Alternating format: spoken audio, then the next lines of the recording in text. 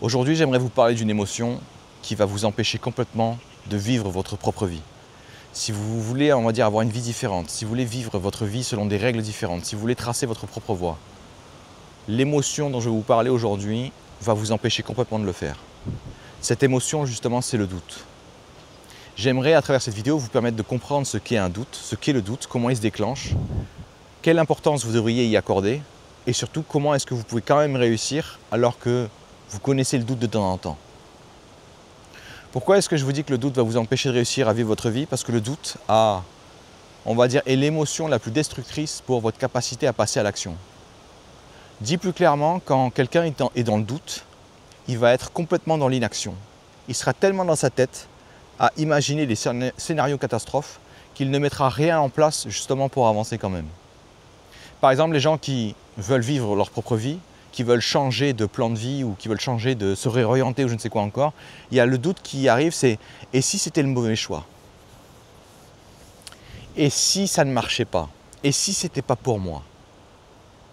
Et quand vous vous posez ces questions-là, comprenez aussi que ça ne repose sur rien, dans le sens où c'est l'inconnu la plus totale. Et si ça ne marchait pas? Ben, comme d'hab, quand il y a un truc qui ne marche pas, tu analyses pourquoi ça n'a pas marché, tu réajustes et tu retentes. Et si ce n'était pas le bon choix? Bah, étant donné que tu es en train de te demander si tu ne devrais pas changer de vie, je pense que déjà le bon choix, tu ne l'as pas fait. Tu es même dans le très mauvais choix, au point où tu es prêt à essayer n'importe quoi. Et quand tu vas essayer n'importe quoi, qu'est-ce qui va se passer 9 fois sur 10 parce que tu ne sais pas où tu mets les pieds? En effet, tu vas te tromper. En effet, il y aura des échecs. Mais qu'est-ce qui fait qu'un échec est permanent ou pas? C'est qu'est-ce que tu vas faire par la suite. Si vous ne faites rien après votre échec, si vous n'apprenez rien, c'est évident que vous allez juste rester là et, on va dire, vous morfondre. A l'inverse, si vous apprenez de vos échecs, vous êtes condamné justement à vous améliorer et donc à réajuster votre tir à chaque fois. La seule façon pour vous alors d'échouer, entre guillemets, ce serait juste d'arrêter d'essayer. Donc, je pense que faire des efforts, juste continuer d'essayer, c'est nettement plus faisable. Troisième doute qui arrive aussi très souvent, c'est « et si j'étais pas fait pour ça ?» Et si la vie que j'imaginais, celle d'un aventurier ou celle de quelqu'un de plus libre ou je ne sais quoi encore, c'était pas fait pour moi? Si j'étais pas fait pour ça? Comprenez que l'être humain a une capacité d'adaptation phénoménale. Si aujourd'hui, vous n'êtes pas du genre à être à l'aise dans l'inconnu, c'est parce que vous avez traîné dans tout ce qui est prévisible en permanence. Vous n'êtes jamais sorti de ça. Si vous avez l'impression que changer de voie est extrêmement dangereux, c'est parce que vous ne l'avez jamais fait jusque-là ou jamais fait franchement jusque-là. Comprenez que ces peurs que vous avez à ce moment-là vont se dissoudre à la seconde où vous allez vous confronter à elles. Et le doute, c'est ça que vous devez comprendre. Quand vous allez avoir un doute sur quelque chose, le problème de tous les gens, c'est qu'ils sont juste là en train de réfléchir, en train de se lobotomiser, à réfléchir à des scénarios catastrophes, alors que tout ce qu'ils ont à faire, c'est confronter la réalité. Si j'échoue, si ce n'est pas le bon plan, si ce n'est pas la bonne orientation, je change encore. Et là, il y en a certains d'entre vous qui vont me dire « ouais, mais est-ce que j'ai vraiment le droit de changer? Est-ce qu'il n'y a pas un nombre limite où le fait de changer de voie, bah, tu es en train d'échouer et c'est fini pour toi, quoi, game over, quoi. » Non. La seule raison pour laquelle vous pensez encore que vous n'avez pas le droit de vous tromper, c'est parce qu'on vous a enfermé dans un système, l'école, qui vous pousse à croire que faire des erreurs, c'est mal. Mais si vous voulez trouver votre propre voie, étant donné que vous n'avez jamais fait ça, étant donné que vous êtes dans un système qui ne vous pousse à aucun moment à faire ça, qui ne vous encourage pas à faire ça, qui ne vous donne pas les éléments pour faire ça, comment est-ce que vous croyez que vous allez réussir à trouver votre voie sans vous tromper? Est-ce que vous croyez vraiment que vous allez y arriver du premier coup? C'est impossible. Et si c'est impossible, vous êtes condamné à vous tromper. Et si vous êtes condamné à vous tromper, ça veut dire quoi? Ça veut dire que l'erreur, à la base, ça a toujours été quelque chose de naturel. Ça a toujours été quelque chose qui était là. Ce n'était pas mauvais à la base. La peur de l'échec qu'on a aujourd'hui, on l'a parce qu'à l'école, on nous a appris que échouer, c'est mal. Mais réfléchissez une demi-seconde. Si je prends n'importe quel trou du cul qui arrive dans un... Je sais pas, les mecs qui sont arrivés en Amérique. Ils sont arrivés, il n'y avait pas grand-chose, du moins, c'était pas aussi peuplé qu'aujourd'hui, et ils ont dû tout faire eux-mêmes. Est-ce qu'ils savaient tout faire? Non. Est-ce qu'ils savaient à quoi s'attendre? Non. Qu'est-ce qu'ils ont dû faire du coup tous les jours? Des erreurs. Qu'est-ce qu'ils ont fait ensuite? Ils ont appris de leurs erreurs. Et là, le doute, justement, il est là le problème, c'est que quand vous allez douter, vous serez tellement, on va dire, obsédé par la possibilité que ça parte en couille que vous ne ferez rien. Et c'est vraiment l'inaction en fait qui va vous empêcher d'avancer. C'est vraiment l'inaction qui va vous empêcher de remettre en question vos doutes. Là, ce que je vais vous dire pour le premier point, c'est que quand vous êtes en train de douter, écrivez le doute en question. Et si ce n'était pas la bonne idée? Et si ça allait empirer les choses? Notez-le et ensuite écrivez qu'est-ce que je ferais si c'était effectivement le cas. Si ça empirait les choses, je ferais comme je fais aujourd'hui, je trouverais quand même une solution, j'essaierai de trouver quelque chose. De toute évidence, la situation que j'ai aujourd'hui ne me satisfait pas. C'est pour ça que je suis en train de douter, c'est pour ça que je suis en train de chercher une autre voie ou je ne sais quoi encore. Je ne peux pas rester dans le statu quo, je ne peux pas rester là où je suis, parce que déjà ça ne me satisfait pas. Deuxième élément à savoir sur le doute, c'est qu'en fait son mécanisme ne repose sur rien. Dans le sens où, imaginons vous êtes un type qui a toujours tout réussi en 3 essais. Votre cerveau, immédiatement, il va se créer un standard qui se dit « Ok, quand tu essaies de faire un truc, au bout de 3 essais, ça passe. Et si ça ne passe pas, justement, je claquerai du doute. » Donc, vous êtes à 2 essais, vous essayez de faire un truc, vous êtes à 2 essais et votre standard, il est à 3. Cool, c'est bon, ça a marché, c'est nickel. Maintenant, je vous mets sur une autre activité. Vous êtes à 2 essais, ça ne marche toujours pas. 3, ça ne marche toujours pas. 4, ça ne marche toujours pas. Là, votre cerveau il commence à se dire « Oula, là, on commence à y avoir du danger. Là, on commence à sortir des sentiers battus. Là, on commence à aller dans une zone dangereuse. » 4e essai, toujours pas. 5e essai, toujours pas. À force que vous montiez comme ça, à force que vous vous éloignez de votre standard, vous allez commencer à douter. Et le doute deviendra de plus en plus fort. On a des standards sur le nombre d'essais qu'on peut faire avant de réussir à faire un truc. Vous voulez savoir comment on fait? Regardez un mec qui essaie de faire quelque chose. Attendez de voir au bout de combien d'essais il commence à se dire « je suis une merde, j'y arriverai pas ». Des gens à l'école, on leur dit ça toute la journée, du coup ils font 1 ou 2 essais et s'ils n'y arrivent pas, je suis une merde, j'y arriverai pas. Des gens qui ont un peu plus de succès, ils vont arriver à 6 ou 7. Si un gamin, vous lui dites « waouh, t'es trop intelligent, franchement, t'arrives tout du premier coup ». Félicitations, vous venez de lui baiser la gueule, vous venez de mettre son standard à 1. Qu'est-ce qui va se passer le gamin quand il va faire un truc et qu'il n'y arrive pas du premier coup? Il va faire autre chose. Pourquoi? Parce que quand vous lui avez dit « Waouh, t'es vraiment trop intelligent, tu arrives à tout faire du premier coup », tous les trucs qu'il n'arrive pas à faire du premier coup, il va se barrer. Il va se dire « Oui, mais non, en fait, ça ne me plaît pas des masses ou je ne sais quoi encore ». Félicitations, vous l'avez mutilé. Maintenant, si je prends l'inverse, je prends un mec qui n'a pas eu de chance et toute sa vie, pour avoir quoi que ce soit, il lui fallait au moins 500 essais. Alors, quand il va arriver à 10 essais et que son standard est à 500, lui, il ne va pas paniquer du tout. Il ne va pas douter une seule seconde. Il va même se dire « Je vais à peine de commencer, c'est normal. C'est normal que ça ne marche pas. Il m'en faut 500 moi au moins. » Donc là, ce que je veux vous faire vraiment comprendre, c'est que votre doute ne repose sur rien. Il se déclenche juste en se basant sur les trucs que vous avez fait avant. Sauf que les trucs que vous avez fait avant ont été faits dans le cadre de l'école, par exemple, où tout était connu à l'avance. Ou par exemple, s'il y a un examen, on vous donne avant le cours et après le cours, il y a les exercices. Autrement dit, on vous donne toujours tout pour que vous puissiez réussir assez rapidement.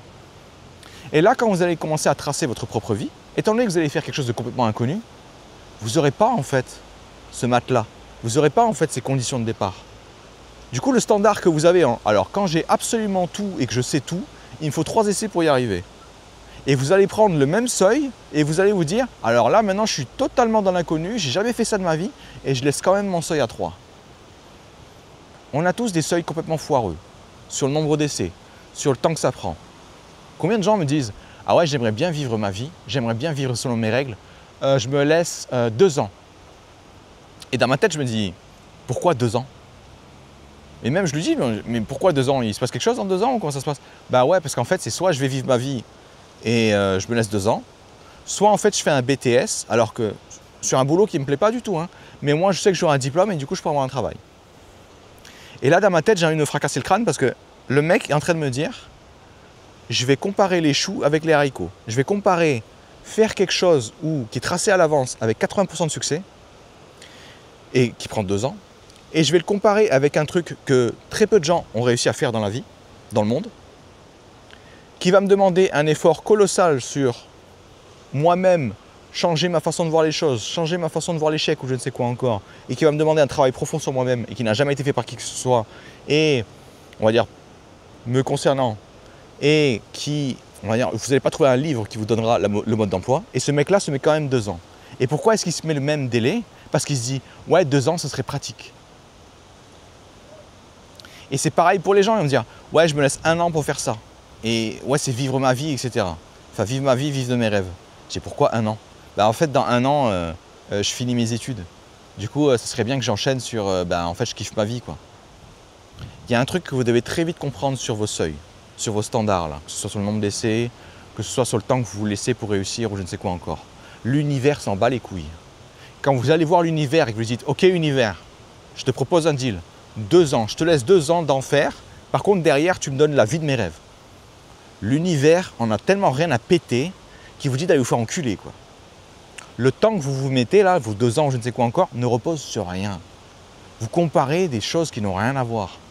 Ah ouais, mais il y a mon père, il m'a dit, il me laisserait 1 an d'année sabbatique pour faire ce que j'ai à faire et sinon terminer, quoi. Ok, ce 1 an, il sert à quoi? Enfin, il correspond à quoi? Bah, 1 an pour lui, il se dit, tu vois, c'est 1 an, quoi. C'est un cycle. Je sais, ouais, et ce cycle, sur l'échelle de ta vie, ça correspond à quoi? Alors, qu'est-ce qu'on en a à foutre?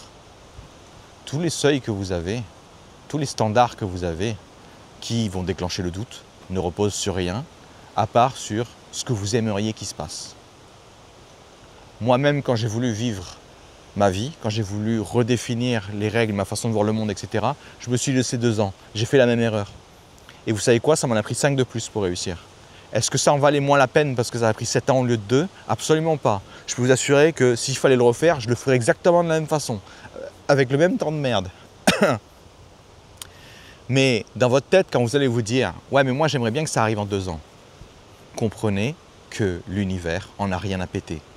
Et plus vite vous arrivez à lâcher prise sur ça, plus vite vous arriverez à détruire le doute. Pourquoi? Parce que quand vous allez vous dire juste « ça prendra le temps que ça prendra, moi je veux juste y aller ». Et quand je verrai que le doute arrive, je comprendrai que c'est une histoire de seuil et je lui pèterai sa mère. Comment est-ce que je lui pèterai sa mère? De la même façon que je viens de le faire ici. Je viens de regarder mon seuil droit dans les yeux. Ouais, je me laisse 2 ans, je me laisse 1 an, je ne sais quoi encore. Et je me dis, putain, mais t'es ridicule. Putain, tu corresponds à rien. Je t'ai juste créé une limite comme ça, imaginaire, et je me suis dit, ouais, c'est bon, c'est ici que je vais mettre ma limite. C'est con. Comprenez que c'est complètement con, et du coup, détruisez, commencez à détruire comme ça tous vos standards. Comment vous faites? Vous faites n'importe quoi pendant votre journée. Vous commencez à douter. Au lieu d'être envahi par le doute, au lieu de laisser le doute vous submerger, dites-vous, mais attends, mais pourquoi est-ce que je doute là? Bah, je doute parce que je suis en train d'essayer de faire un truc. J'ai 4 amis qui ont essayé de le faire avant moi. Ils ont tous réussi du premier coup. Et moi, je suis au 5e. Ok. Et alors? Bah, ça veut dire que je suis débile. Ah bon? Et peut-être qu'eux, ils ont compris un truc que toi, tu n'as pas compris. Et peut-être qu'eux, ils ont compris un truc que tu n'as pas compris parce qu'ils n'étaient pas occupés à se dire « Oh putain, il faut que j'arrive du premier coup » et qu'ils ont juste ouvert les yeux pour récolter un maximum d'informations. C'est comme un mec, je sais pas, qui était en train d'apprendre à jouer de la guitare et il me dit « Putain, mais peut-être que c'est pas fait pour moi, justement. » Et à moi, je lui dis « Ok, mais comment tu sais que c'est pas fait pour toi ?» Bah, ça fait 5 ans que j'en fais et il y a des mecs, ça fait à peine 1 an qu'ils en font, ils sont meilleurs que moi. Et là, du coup, je lui fais « Mais ok, bon, bah, tu t'entraînes comme eux ?» Et là, il me dit « Mais tu veux dire quoi? Bah, tu fais autant de guitare qu'eux, tu pratiques tous les jours, tu pratiques aussi souvent qu'eux ou je ne sais quoi encore. » Ah bah non, je fais ça 1 fois par mois juste pour m'amuser. Ok. Et tu te compares à qui? Ah bah lui là, il en fait tous les jours, il a même fait plusieurs concerts. Quand il avait 8 ans, il a commencé. Moi, j'ai commencé à 16. Et dans ma tête, j'avais envie de le fracasser, quoi. Mais pourquoi est-ce qu'il n'a pas vu le problème? Parce que le doute était tellement fort. Il s'est tellement dit, putain, mais c'est pas fait pour moi. Il souffrait tellement qu'il n'était plus lucide. Il ne pouvait plus se rendre compte à quel point c'est stupide. Et ça, c'est le dernier point en fait que je veux que vous notiez. Donc, premier point, c'est comment marche le doute. Deuxième point, c'est, enfin plutôt le premier point, c'est le doute est naturel parce que vous allez vous lancer dans un truc que vous ne connaissez pas du tout. Et du coup, vous allez faire des erreurs dans tous les sens. Et du coup, c'est normal de douter dans le sens où vous avez toujours été dans un environnement où vous n'êtes pas supposé vous tromper. Donc, vous ne savez pas ce que c'est de vous tromper 10 fois d'affilée. Mais une fois que vous avez compris que c'est normal, que c'est évident, que c'est inévitable, vous allez commencer à lâcher l'affaire, vous allez commencer à lâcher prise. Deuxième élément, vous allez comprendre que le doute ne repose sur rien, à part sur un seuil imaginaire que vous êtes créé. Soit que vous avez créé vous-même, soit que la société vous a créé. Dire oui, alors à 18 ans, tu es supposé avoir X, Y, Z. Du coup, dans votre tête, qu'est-ce qui va se passer? Vous mettez un seuil, à 18 ans, je dois avoir tout ça. Si j'ai pas tout ça, je me sentirai comme une merde. Et c'est exactement ce qui se passe. Je compte plus le nombre de gens aujourd'hui en 2025 qui utilisent les mêmes standards que j'avais moi en, on va dire, en 2000. Sauf que le monde a complètement changé. Par exemple, il y a des gens qui se disent encore « Ouais, à 18 ans, t'es plus supposé être chez tes parents. » Putain, mais vous avez vu le loyer des apparts en ce moment? Genre les loyers, je sais pas, je reviens 20 ans en arrière, mais ça n'avait rien à voir, quoi. C'est évident qu'à 18 ans, je pouvais me barrer, quoi. Mais vous ne pouvez plus utiliser ces mêmes standards et vous dire ouais, « Par contre, si j'y arrive pas, c'est qu'il y a un problème avec moi. » Non. Deuxième point du coup à retenir, les standards que vous mettez, les règles imaginaires que vous mettez, les seuils que vous mettez ne reposent sur rien. Détruisez-les. Ils ne correspondent à rien. Si je veux être quelqu'un qui veut être sûr de vivre de sa passion, vivre sa propre vie selon ses propres règles, le seuil, je le mets à combien? Est-ce que je le mets à 50? Est-ce que je le mets à 100? Non, je le mets à l'infini. Qu'est-ce que je vais m'emmerder avec le doute? Le doute ne sert à rien pour quelqu'un qui veut, encore une fois, on va dire, faire des choses ambitieuses. Quelqu'un qui est normal, c'est évident qu'il va accepter le doute, parce qu'il ne veut pas se remettre en question. Du coup, des fois il ira bien, des fois il ira mal. Mais vous ne pouvez pas vous permettre de faire ça si vous voulez justement faire des choses ambitieuses, si vous voulez arriver à un niveau où justement très peu de gens y arrivent. Et là, justement, on arrive au troisième point qui est important, c'est que malheureusement pour vous, vous faites beaucoup trop confiance à vos émotions. Quand vous vous sentez mal, vous n'allez pas remettre en question vos émotions. Vous n'allez pas vous dire « mais attends, est-ce que je me sens mal pour des bonnes raisons ou pas ?» Non, vous allez juste prendre le truc dans la gueule. Quand vous êtes heureux, vous allez juste dire « ah mon Dieu, je suis heureux, etc. » Vous allez juste en profiter. C'est quoi le problème de cette approche? C'est que quand vous avez une vie normale, c'est pas trop dérangeant de faire ça, de se laisser guider par ses émotions, de se laisser complètement dicter son humeur par ses émotions, je ne sais quoi encore. Pourquoi? Parce que dans notre société, aujourd'hui, on a un certain confort.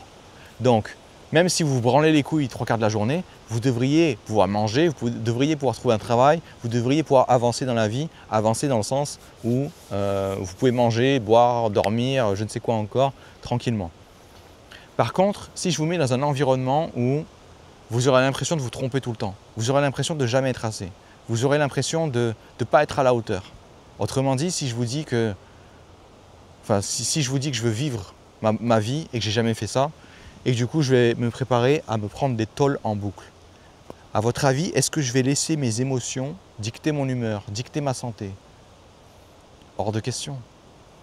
Parce que si je laisse mes émotions me dicter comment je me sens, je suis mort.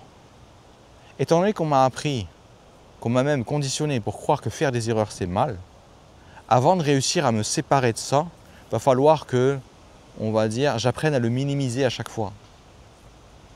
Imaginons, je prends quelqu'un et je le lobotomise et je lui dis « faire des erreurs c'est extrêmement mal, tu devrais te sentir mal et coupable à chaque fois que ça arrive ». Le mec il en fait 10 d'affilée parce qu'il veut vivre sa propre vie. À votre avis, il va se sentir comment? Ouais, il va être quelque part là en position fétale en train de pleurer quoi. Est-ce qu'il va réussir à vivre sa propre vie? Non. Il sera trop occupé à souffrir. Quand vous allez faire des choses ambitieuses, vous ne pouvez plus vous permettre de laisser vos émotions vous dicter comment vous devez prendre les choses. Qu'est-ce que je veux dire par là? Quelqu'un qui est triste, est-ce qu'il a la combativité pour relever des défis? Non. Il va se dire non, j'en suis pas capable, c'est pas moi ou je ne sais quoi encore. Quelqu'un qui est découragé, est-ce que vous pensez qu'il est prêt à surmonter des obstacles? Évidemment que non, même délire. Par contre, je vous prends vous dans votre meilleur jour. Une journée où tout a marché pour vous. Et là, je vous dis, tu penses que tu peux faire des choses incroyables? Vous dites, mais bien sûr que je peux faire des choses incroyables, c'est évident. Pourquoi? Parce que ces personnes-là laissent leurs émotions dicter comment ils doivent sentir les choses. Ce que vous devez faire à la place, c'est remettre en question vos émotions. Quand vous allez douter, parce que ça fait 6 fois que vous essayez de faire un truc et que d'habitude vous y arrivez en 3 coups, remettez en question ce que vous ressentez. Ah, je me sens mal, je me dis que je suis une merde. Ok? Est-ce que tu es vraiment une merde? Comment tu reconnaîtrais une merde? Bah, une merde, ce serait un mec qui arrive à rien et qui échoue tout le temps et qui n'est pas capable d'avancer, qui fait tout le temps les mêmes erreurs, etc. Ok, si je regarde ta vie en entier, est-ce que c'est le cas? Non. Ok, alors qu'est-ce qui te fait te sentir comme une merde? Ben là, je suis en train d'essayer d'apprendre à faire du montage vidéo par exemple et j'y arrive pas parce qu'il y a dans le tuto, le mec il explique un truc et j'arrive pas à le refaire. Je fais ok, et est-ce que le tuto il est bien expliqué ou pas? Ben là je viens de regarder les commentaires, il se trouve qu'il y a plein de gens qui font des remarques sur le même truc. Ok, ben, il se trouve que tu n'as juste pas les informations pour le faire. Mais vous voyez ce cheminement là, je n'aurais pas le courage de le faire, la force de le faire, si j'étais submergé par le doute et que j'étais juste en train de me dire je suis une merde toute la journée. Donc quand vous allez douter, quand vous allez vous sentir mal, quand vous allez vous sentir pas à la hauteur, etc., au lieu d'accepter ça comme si c'était la vérité divine et que vous ne pouvez pas la remettre en question, rentrez-lui dedans.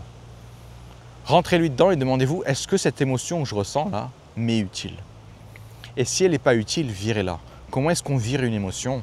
On change l'interprétation de l'événement.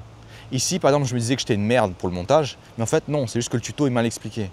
Qu'est-ce que je vais faire? Je vais regarder une autre vidéo où ça explique le même truc. Et oh, miracle, je vais y arriver. Qu'est-ce qui va se passer quand vous allez essayer de faire 4 fois d'affilée, enfin vous allez faire 6 essais pour, je sais pas, apprendre à faire un son sur votre synthétiseur ou je ne sais quoi encore. Vous faites 6 essais, ça ne marche toujours pas. Quand vous allez remettre en question votre doute, ouais mais attends, 6 quand même, je dois vraiment être une merde, tout le monde y arrive du premier coup, etc. Vous allez vous rendre compte d'un truc à la seconde où vous allez vous remettre en question. Ok, c'est quoi ma méthode pour y arriver? Ok, première méthode, j'ai fait X. Ok. Deuxième méthode, tu as fait quoi? Bah, j'ai fait exactement la même chose. Ok. Troisième méthode, tu as fait quoi?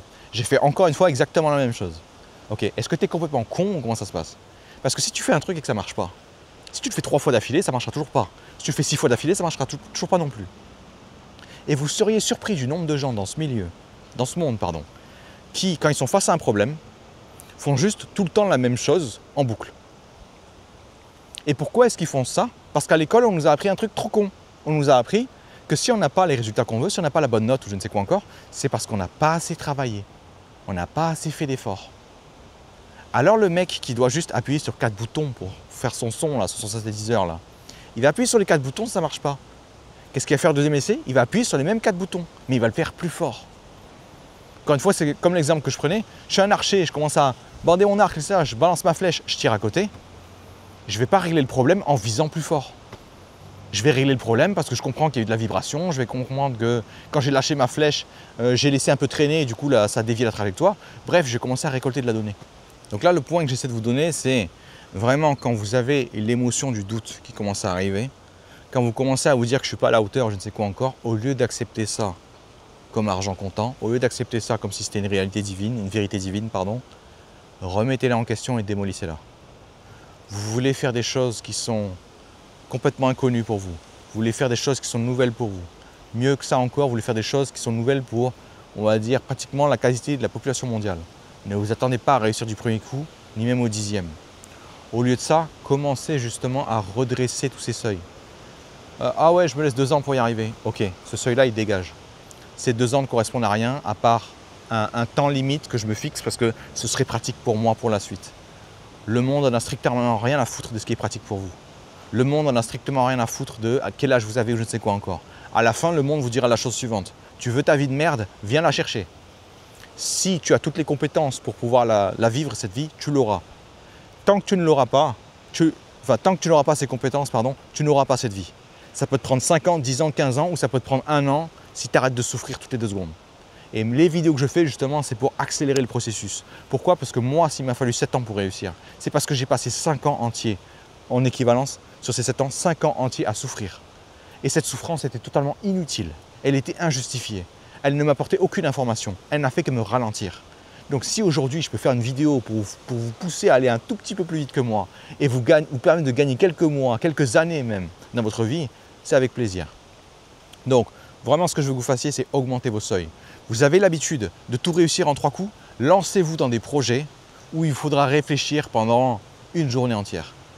Puis après, lancez-vous dans un truc où il faudra au moins 2 jours, puis 3 jours, puis une semaine, puis un mois. Aujourd'hui, je règle des problèmes qui me demandent de la réflexion pendant plusieurs mois, pendant plus de 6 mois. Il y a des problèmes que j'ai réglés très récemment, ça faisait 2 ans que je me les traînais. Et je suis content de l'avoir fait parce que ça me permet moi-même de relever mon seuil de quoi je suis capable. Et aujourd'hui, quand je suis face à un problème et que je ne trouve pas immédiatement la solution, ou ni même dans une semaine, je m'en fous complètement parce que ma barre maintenant, elle est à 2 ans, quoi. Et là, c'est ce que je veux vraiment que vous fassiez. Je veux que vous preniez l'habitude de faire des choses que vous ne savez pas faire aujourd'hui, qui vont vous prendre du temps, beaucoup plus de temps que ce que vous êtes prêt à allouer, beaucoup plus de temps que ce que vous aimeriez, on va dire, que ça prenne, beaucoup plus de temps que ce que vous seriez prêt à encaisser. Comme ça, quand le doute s'active, vous pourrez vous entraîner sur la deuxième partie, le deuxième exercice. C'est une fois que l'émotion arrive du doute, remettez-la en question. Okay, pourquoi je doute là? Parce qu'il y a un problème de maths. La majorité des gens y arrivent en 2 heures.